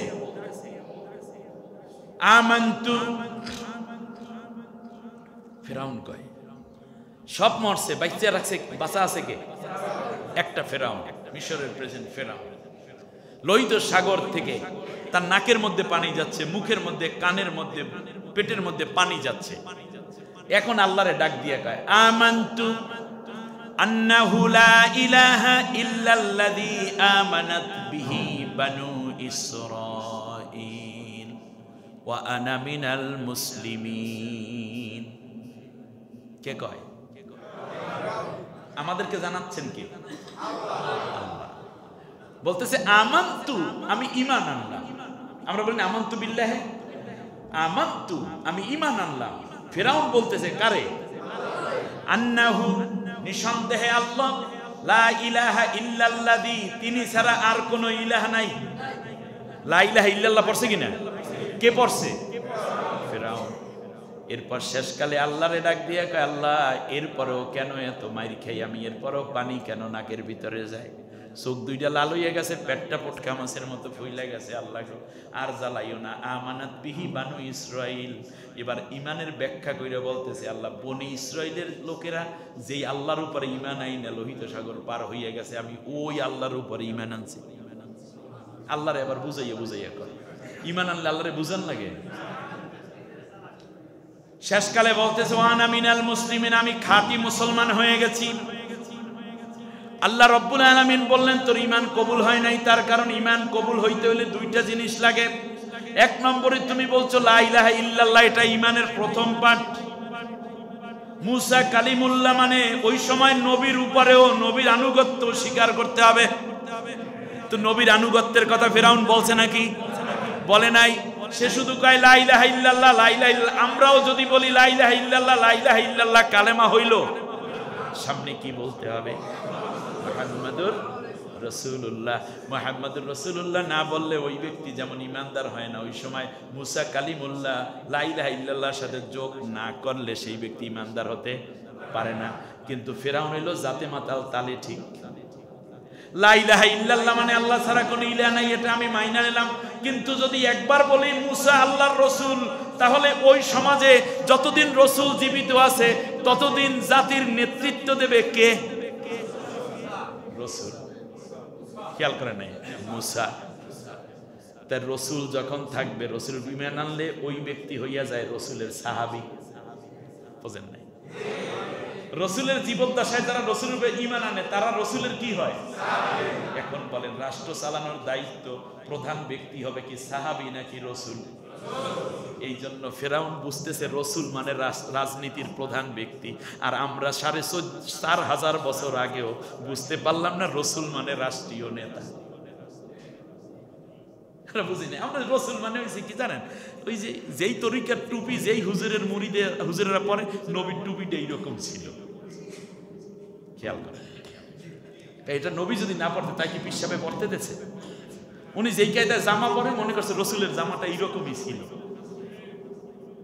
আচ্ছা বুঝলাম না, উনি যেই তরিকায় জিকির করে মনে করে রসুল এইভাবেই জিকির করতো। আমি যেভাবে টুপি পরি আমার যারা মহব্বত করে মনে হয় রসুলের এইরকমই টুপি ছিল, আপনার জামা মালা নাকি পড়তে। কথার কথা, যারা পান খায় তারা মনে করে যে রসুল মনে হয় পানও খাইতে, আপনার লিখে পিসাবে খাইতে। এই তো এই যে আমরা রসুলকে এরে দেখে দেখছি, কিন্তু রসুলকে দেখতে হলে আসতে হবে কোরআনের কাছে, আসতে হবে রসুলের হাদিসের কাছে। তাই হলেন আপনি রসুল দেখবেন।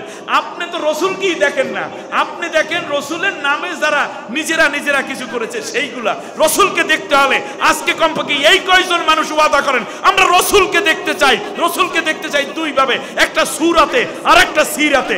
সূরাতেও দেখবো, সিরাতেও দেখবো।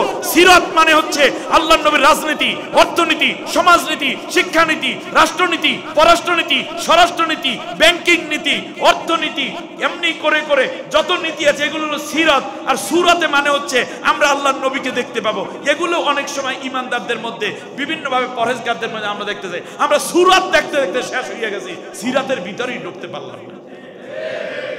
আহা আমাদের কষ্ট। ফেরাউন ওই পানির তলে ডুব দিয়ে পানি খায় আর তখনও বলে যে আমরা আল্লাহর উপর ঈমান আনছি। যদি মুসাকে যদি রসুল মানি তাহলে আমি হয়ে যাই কি সাহাবী। সাহাবী দেশ চালাইবে নাকি রসুল দেশ চালাবে? খেয়াল করেছেন আপনি আসল জিনিসটা?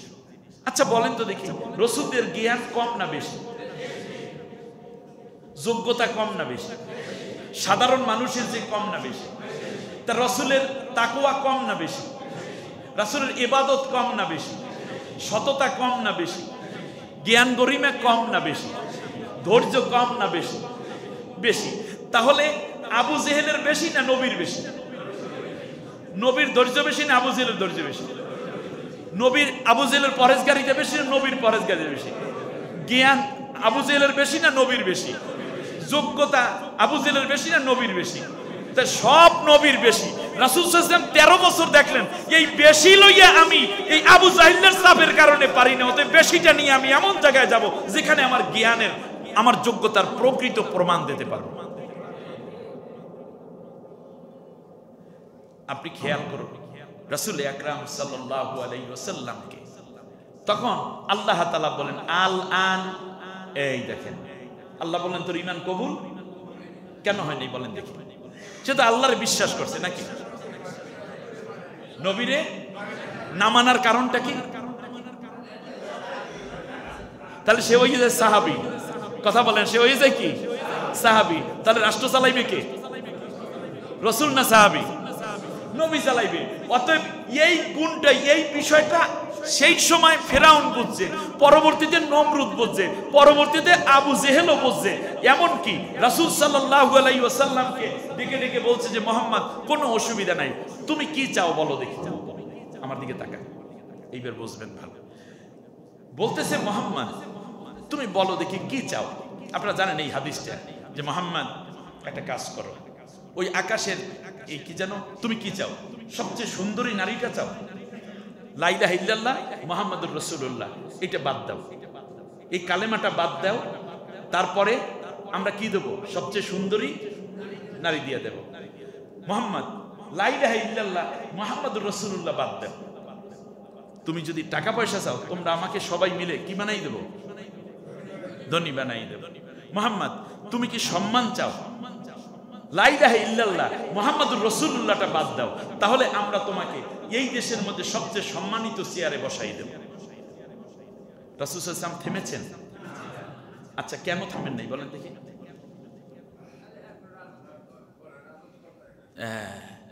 কারণ হচ্ছে একটাই, সেটা হচ্ছে তুমি কালেমার মধ্যে তোমার নেতা হওয়ার কথা আছে, লা ইলাহা ইল্লাল্লাহ মুহাম্মাদুর।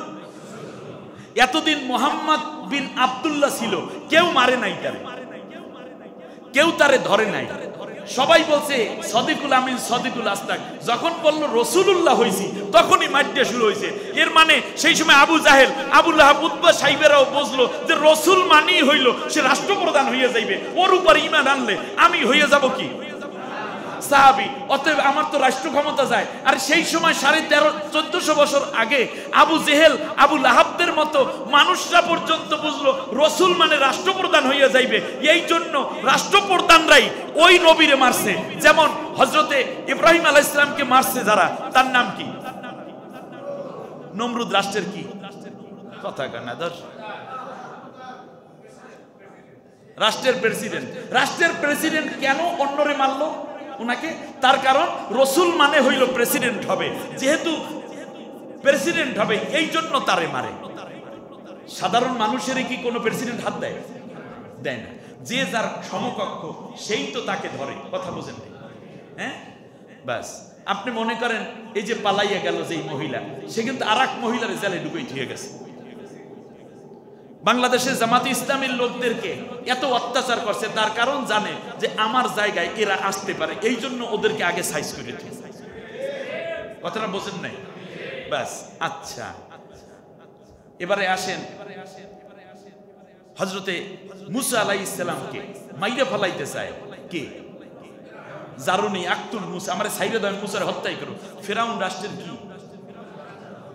তাই এই মুসা আলাইহিস সালাম তো ফেরাউনের ঘরে দীর্ঘ 30 বছর পর্যন্ত পড়ালেখা এই মানে থাকছে না, তখন মারতে চাইছে। কথা কয় না ধর। এখন মারতে চায় কে? এখন আসছে রাসূল হইয়া। আগে ছিল ফেরাউনের ঘরে পালা পুত্র, তখন মারে না। যখন কইছে আমি আল্লাহর পক্ষ থেকে রাসূল হয়ে গেছি, আরে ফেরাউন তখন বুঝলো যে মুসা রাসূল হইছে মানে এই রাষ্ট্রপ্রধান হইয়া যাইবে। ও তো প্রধান রাজনৈতিক নেতৃত্বের চাবিকাঠি লইয়া আসছে, অতএব আমারে তো খাইবে। অতএব আমার এই পদ পদবি ঠিক রাখতে হলে ওরে মাইরে ফেলাইতে হইবে। তো ফেরাউনও বুঝলো, নমরুদও বুঝলো রাসূল মানে রাষ্ট্রপ্রধান। দাকিয়ানুস বাদশা হযরতে ঈসা আলাইহিস সালামকে মারতে চায়, বেতেলহেমে নিয়ে গেছে। তাই মারতে চায় কে? রাষ্ট্রপ্রধান। রাষ্ট্রপ্রধান মারে কারে? মারে কারে? যে দেখে আরেক রাষ্ট্রপ্রধান আসছে। এই জন্য প্রত্যেক নবী মাইর খেয়েছে রাষ্ট্রপ্রধানের দ্বারা। রাষ্ট্রপ্রধানের দ্বারা মাইর খাওয়ার উদ্দেশ্য আল্লাহ তাআলা পাঠাইছেন ওনাকে রাষ্ট্রপ্রধান হওয়ার জন্য। রাসূল সাল্লাল্লাহু আলাইহি ওয়াসাল্লামকে মারে কে? আবু জাহেল রাষ্ট্রের কি? গরুর হরিয়ামি করে, পান বেচে, কন্ট্রাক্টরি করে। তা আপনি তো রাসূল বোঝেন নাই। আপনি আমি রসুল বলতে বুঝেছি দাড়িতে মেহেদি দেওয়া, মেসাওয়াক করা, মিষ্টি খাওয়া, চুল বাপড়িও মাঝে মাঝে রাখে, আবার মাঝে মাঝে জাইতুনের তেল দেয়, বিয়ে করলে বোর সাথে মহব্বত করে, কদু খায়, মধু খায়, বাস সুবহানাল্লাহ।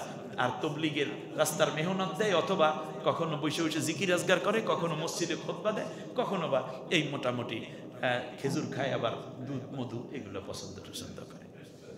আমি রসুলকে দেখি একজন রাষ্ট্রপ্রধান, আমি দেখি তিনি একজন সমাজ সংস্কারক, তিনি গোটা সমাজ ব্যবস্থাকে ভেঙে আল্লাহর কোরআন দিয়ে সাজিয়েছেন। সেই জন্য যুদ্ধ করেছেন, হিজরত করেছেন, খেয়েছেন, খান নাই, কখনো আঘাত সয়েছেন, কখনো হেলমেটের ভিতরে লোহার শলাকা ঢুকে পড়েছে, কখনো দান শহীদ হয়েছে, গলা কাটা সাহাবীর লাশ সামনে রেখে তিনি দাফন করেছেন, কবরে নামিয়ে দিয়েছেন, রক্তাক্ত দেহ দাফন করেছেন। কিয়ামতের দিন শহীদদেরকে নিয়ে তিনি একত্রে জান্নাতে যাবেন। সেই একজন রসুলকে আমরা তো দেখি না, এই জন্য আমরা উম্মত হই নাই। এই জন্য বলছিলাম যে রসুল শব্দটা আমরা বুঝতেই পারিনি। রসুল মানেই হচ্ছে, রসুল শব্দটা কাফেররা বুঝেছে। আর রাসূল সাল্লাল্লাহু আলাইহি ওয়াসাল্লাম কেন কাফেরদের এই প্রস্তাব ছড়াইয়ে দিলেন? তার কারণ হচ্ছে এই প্রস্তাব যে দেশে, তার নাম কি? আবু জাহেল, আবু লাহাব। আবু জাহেল, আবু লাহাবের এই প্রস্তাব দেশে এই জন্য যে মুহাম্মদ তোমাকে এই ধরনের জিনিস দিয়ে বসাইয়া রাইখা দেই, রাষ্ট্রটার মধ্যে আমরাই থাকি। কথাটা বোঝেন নাই মনে? কারণ তুমি বলবা লা ইলাহা ইল্লাল্লাহ, আল্লাহ ছাড়া কারো আইন মানি না, বিধান মানি না, আল্লাহ ছাড়া কোনো ইলাহ নাই, আর মুহাম্মদুর রাসূলুল্লাহ মানে এই আল্লাহর আইনের নেতৃত্ব দেবা তুমি। অতএব আমাদের নেতৃত্ব যাইতেছে, সংবিধানও যাইতেছে। এই জন্য মুহাম্মদ এইগুলো নিয়ে তুমি বসে থাকো। কিন্তু একটা ঘটনা ঘটতো, যদি রাসূল সাল্লাল্লাহু আলাইহি ওয়াসাল্লাম তখন রাজি হয়ে যেতেন, যদি রাজি হইতেন, মনে করেন আমরা যারা আছি নবীর উম্মত, কইতাম যে রাসূল মারামারির দরকারই ক্ষমা, যদি ওইভাবে মোটামুটি ক্ষমতা পাইয়ে একটু সামনে আগাম যায়, সমস্যা কি আছে? কিন্তু ঘটনা কি জানেন? কয়দিন পর ইমপিচমেন্ট করতো নবীকে। কারণ সব লোকগুলো হইল কাফেরের, এই প্রস্তাব দেশে কাফেরেরা।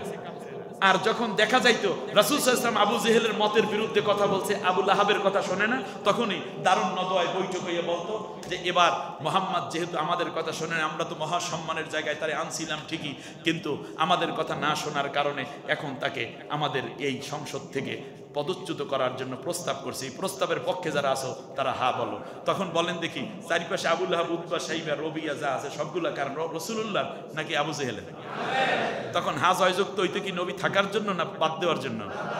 এই জন্য রাসূল সাল্লাল্লাহু আলাইহি ওয়াসাল্লাম বলছেন, পরের উদ্দরিয়া দুধ দিয়া পোলা বাঁচবে না, নিজের গরু কিনতে হইবে, সেই গরুরে ঘাস খাওয়ামো, তারপর দুধ খাওয়ামো পোলারে, লাগলে 6 মাস পর খাইবে। এই জন্য আবু বকর তৈরি করেছেন, ওসমান তৈরি করেছেন, ওমর তৈরি করেছেন, খাব্বাব তৈরি করেছেন, খুবাইব তৈরি করেছেন। সুতরাং আমরা যারা হুজুরেরা বক্তা আছি, ইমাম সাহেব আছি, কিংবা পীর মাশায়েখ আছি, আমরা মনে করছি ইসলাম আইলে আমার কাছে দোয়া নিতে আসবে, ফুক দিয়ে কমু এইটা কইরে ফেলাম না। ও পীর, আপনার মুরিদদের মধ্য থেকে এমপি হতে পারে এইরকম লোক আপনার তৈরি করতে হবে। সাথী ভাইদের মধ্য থেকে তবলিগের ভাইরা এবছর কমপক্ষে 100 জন সাথী ভাই তৈরি করেন, যারা সামগ্রিক জ্ঞান নিয়ে আল্লাহর কোরআনের রাজ কায়েমের জন্য ভূমিকা পালন করতে পারে। আপনার ওই দোয়া দিয়ে যদি কাজ হয়েছে, নবীর চাইতে বেশি দোয়া আপনি পারতেন না। আপনি একদিকে মোকাবেলাও করতে পারেন নাই, আর নবী সাল্লাল্লাহু আলাইহি ওয়াসাল্লাম মক্কায় বসে যেই ট্রেনিং দিয়েছেন সাহাবীদেরকে, তাও আপনি করতে পারেন নাই। 5 মিনিটে শেষ করতে হবে। উম্মত কোন জায়গায় রাখছিলাম? নবীকে অনুসরণ করতে হবে। কি করতে হবে? অনুসরণের রাস্তা কয়টা? 2টা। একটা হলো সুরাত, একটা হলো আর একটা কি? সিরাত। মনে কষ্ট হয়ে গেছে? সিরাত। আমরা সুরাতে আছি, সিরাতে নাই। সিরাত মানে নবীর কর্মে। এখন সুরাতে আছে যারা, সিরাতে নাই, তারাই আব্দুল্লাহ বিন উবাই খালাতো ভাই। আবার বলি, সুরাতে আছে, সিরাতে নাই, তারা হইল আব্দুল্লাহ বিন উবাই খালাতো ভাই। আমরা খালাতো হন আর না হন হিসেবে মিললে যায়। তার কারণ নবী সাল্লাল্লাহু আলাইহি ওয়াসাল্লামের মতো দাড়ি আব্দুল্লাহ বিন উবাই ছিল, টুপি, পাঞ্জাবি, আতর, পাথর, সুরমা, খুরমা, জমজম সব ছিল, তাহাজ্জুদ, ইফতার, সাহারি সব ছিল, কদু, মধু, খেজুর সব খাইতেন নবীর মতে। কিন্তু রাসূল সাল্লাল্লাহু আলাইহি ওয়াসাল্লামের আদর্শ দিয়ে দেশ চলুক, এইটা তারা পছন্দ করে না। অতএব সুরাতে আছে, সিরাতে নাই।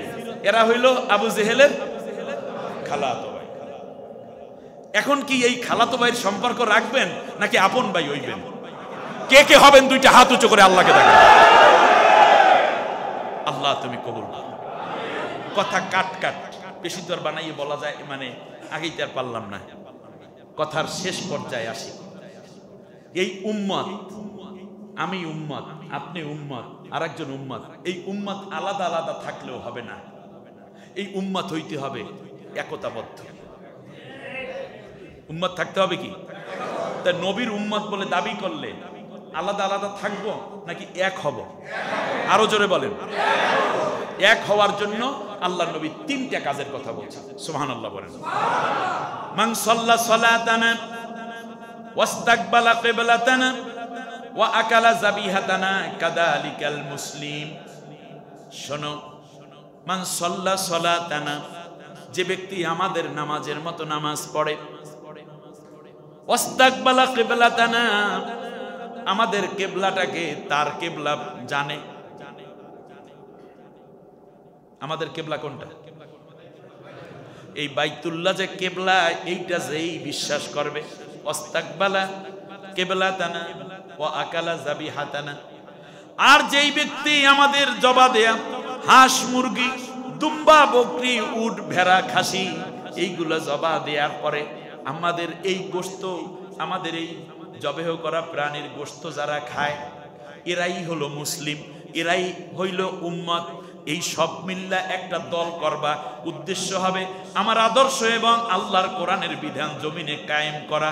এই সাথে মিলাইয়া যারা ঐক্যমত্য হয়ে যাবে, সবাই মুসলিম, ঐক্যবদ্ধভাবে সবাই মিল্লা আল্লাহ রব্বুল আলামিনের তথা কোরআনের বিধানকে কায়েম করার জন্য কাজ করবা। ওয়ালা তাফাররাকু, কোন রকম মতবিরোধ করবা না।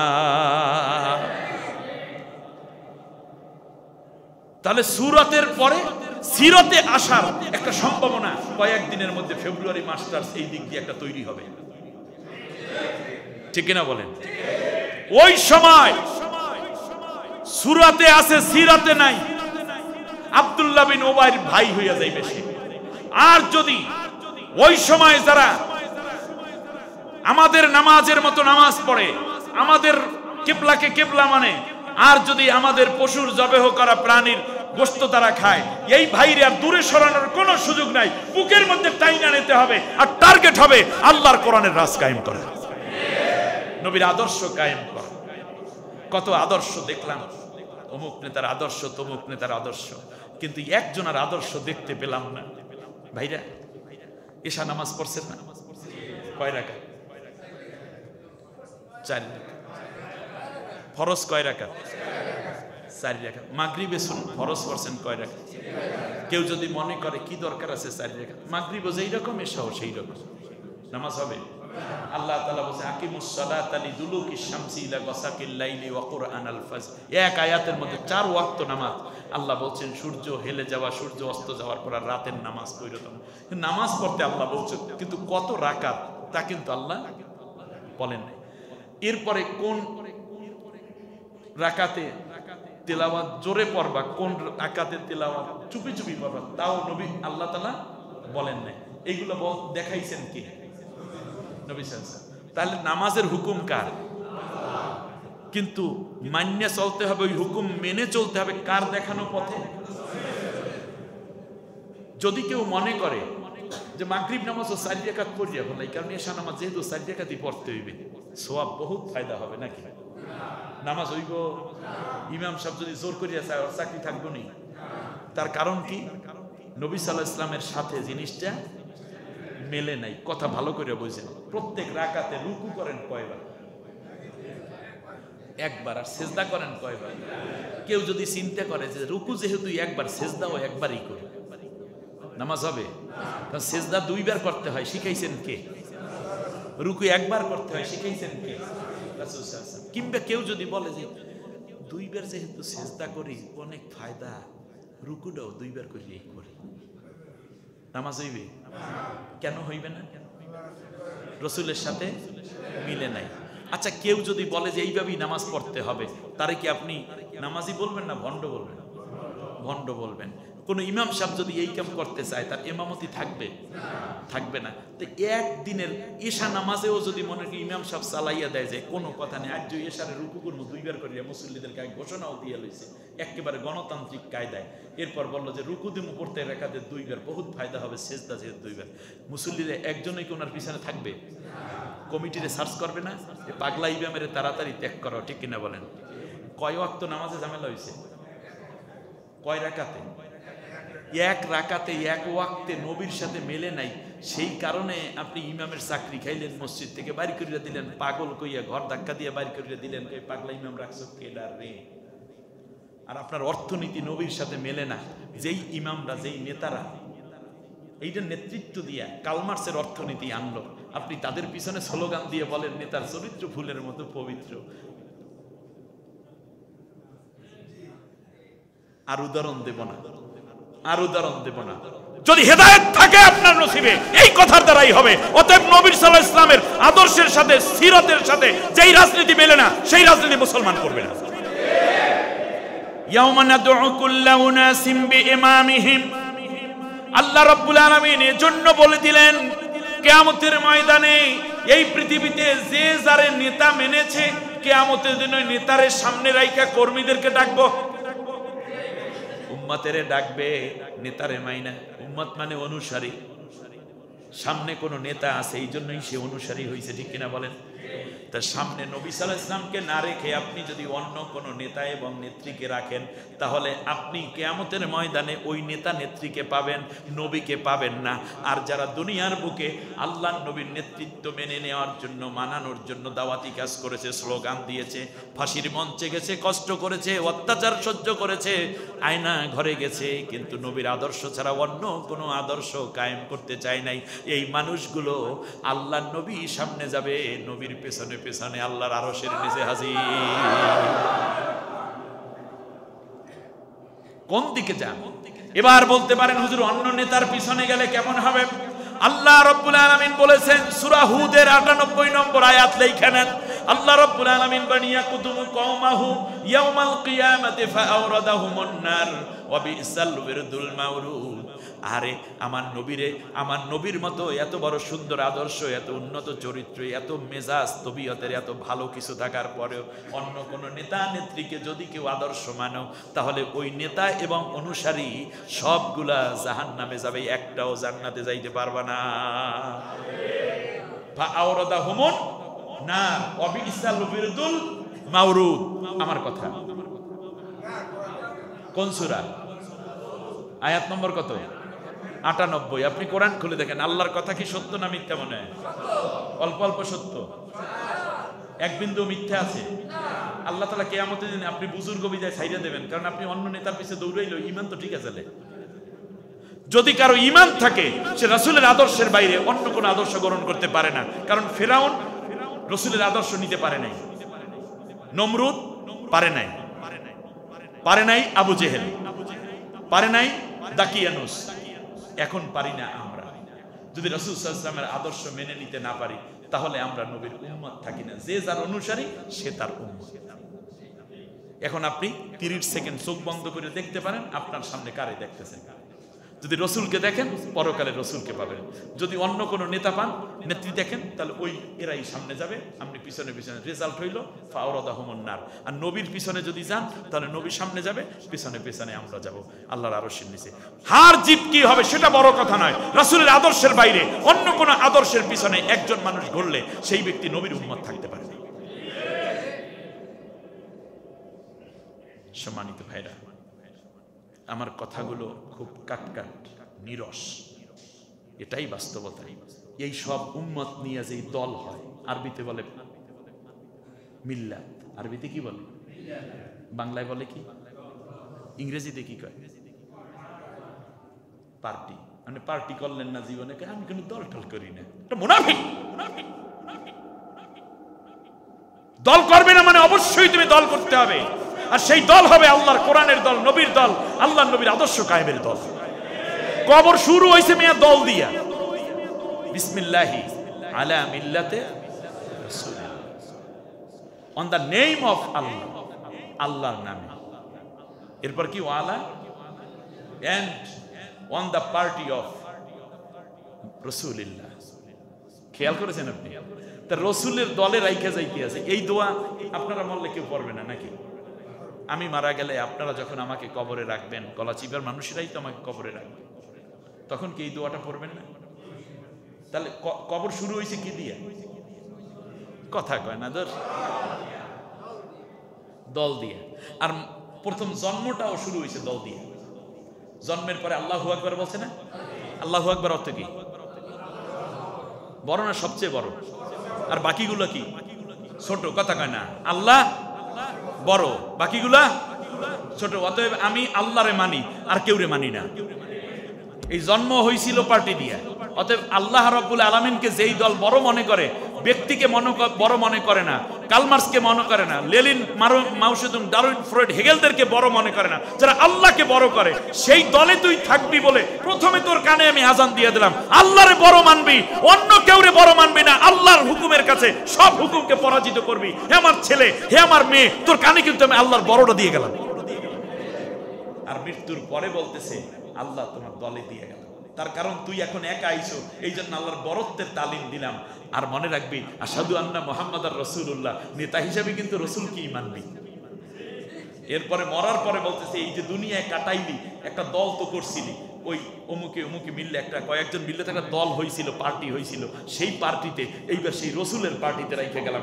আজানের মধ্যে দেখাইছিলেন রসুলের পরিচয়, আর বাস্তব জীবনে করলেন তার আমল।